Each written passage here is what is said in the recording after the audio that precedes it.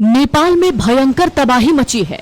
तबाही का आलम यह है कि नेपाल में हाइड्रो पावर प्रोजेक्ट, गाड़ियां, ये सब बहती नजर आई। हर एक चीज को नुकसान पहुंचा है। नेपाल पर्यटन बोर्ड के मुताबिक नेपाल के रसुआ इलाके में अचानक जो बाढ़ आई उसके बाद से करीब 291 विदेशी नागरिक लापता हैं, जिसमें 105 भारतीय पर्यटक हैं। बाढ़ से रिहायशी इलाकों को भारी नुकसान पहुंचा है। नेपाल के 5 जिलों में हाई अलर्ट जारी किया गया है। बाढ़ प्रभावित नुवाकोट में हुई तबाही के कारण कई घर बह गए, परिवार बिछड़ गए, कई लोग अभी भी लापता हैं।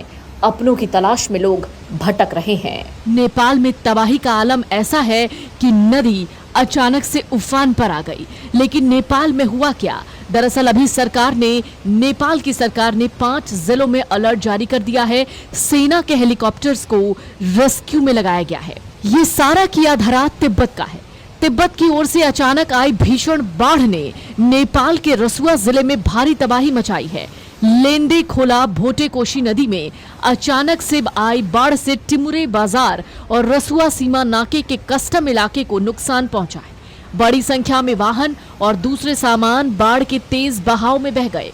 कई जल विद्युत परियोजनाओं और बस्तियों को नुकसान पहुंचने की खबर है। रसुआ भंसार इलाके में बड़ी संख्या में गाड़ियां और दूसरे सामान मौजूद थे, जिन्हें बाढ़ अपने साथ बहा कर ले गई। पिछले साल की बाढ़ में क्षतिग्रस्त हुए स्थान पर हाल ही में बनाया गया नया पुल भी इस बार के तेज बहाव में बह गया। दरअसल बुधवार सुबह अचानक 9 बजे बाढ़ आई। बाढ़ ने टिमुरे बाजार की बस्ती को अपनी चपेट में ले लिया। इसके बाद धीरे धीरे ये बाढ़ का पानी बाकी इलाकों में घुसने लगा। बाढ़ की भयावहता का अंदाजा इसी से लगाया जा सकता है कि बाजार और सीमा क्षेत्र में खड़े कई वाहन पानी के तेज बहाव में बह गए। स्थानीय स्तर पर बड़े पैमाने पर नुकसान की खबर सामने आई है। तिब्बत की ओर से आई बाढ़ ने नेपाल पुलिस के 3 कार्यालय को भी नुकसान पहुंचाया है। पुलिस प्रधान कार्यालय के मुताबिक इलाका प्रहरी कार्यालय टिमुरे, प्रहरी चौकी स्याफ ब्रेसी और प्रहरी चौकी रसुआ गढ़ी बाढ़ से प्रभावित हुए हैं।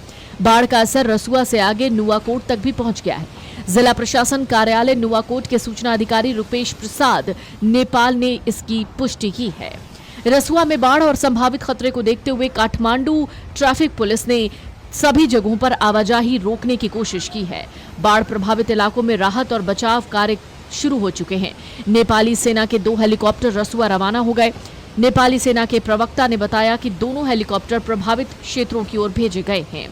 भोटेकोशी नदी में अचानक आई भीषण बाढ़ के बाद प्रधानमंत्री कार्यालय ने सभी हेलीकॉप्टर कंपनियों को तैयार रहने के लिए कहा है, ताकि जरूरत पड़ने पर बचाव अभियान चलाया जा सके। अब भोटेकोशी नदी में बाढ़ के कारण रसुआ, नुवाकोट, धादिड़, गोरखा और चितवन से होकर बहने वाली नदियों के तटीय क्षेत्रों में रहने वाले लोगों को सतर्क रहने की अपील की गई है। नेपाल में अचानक आई बाढ़ से हुई भारी तबाही के बीच प्रधानमंत्री बालेन्द्र शाह ने राष्ट्रीय आपदा प्रबंधन को लेकर आपात बैठक बुलाई है।